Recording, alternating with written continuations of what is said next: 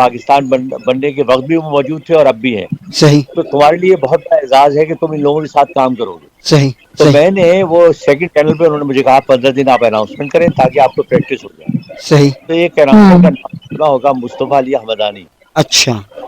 یہ وہ اناؤنسر ہیں جنہوں نے پاکستان کے بننے کا اعلان کیا تھا تاریخ میں. ہاں زبردست. تو بہت تاریخی شخصیت ہے.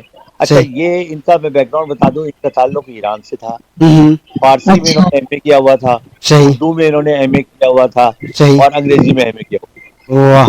اور بڑی پرسنالٹی کے مالک, کوئی 6.5 فٹ کا سفید, اپنی خشک سفید رنگت ان کی. اچھا تو ظاہر ہے میں بھی بڑا مروب اور ان کا بڑا فین تھا.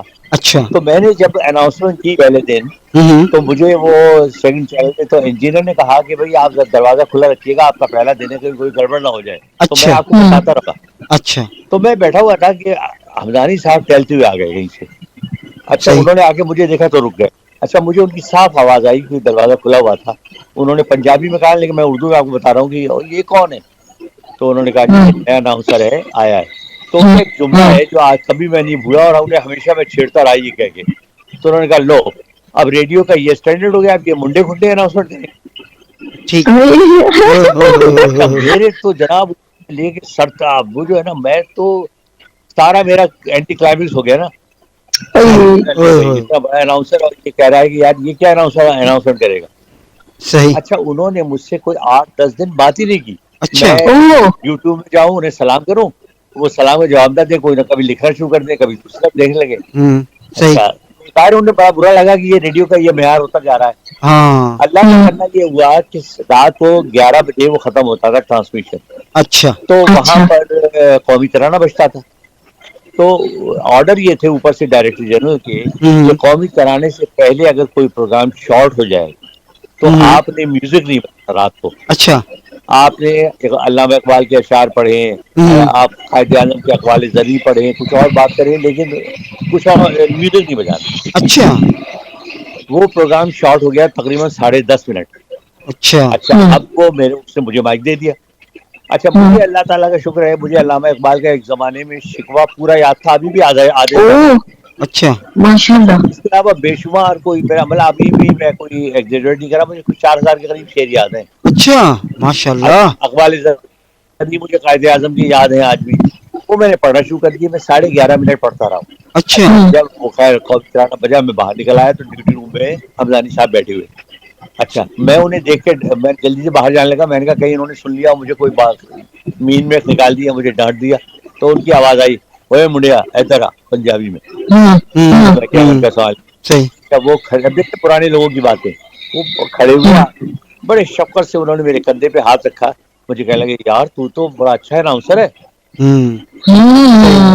صحیح. اچھا میں نے جب ان منوائے ہے نا. کہنے لگے بیٹھ جا. اچھا انہوں نے کینٹین سے چائے منگائی, کہنے لگے چائے پیے.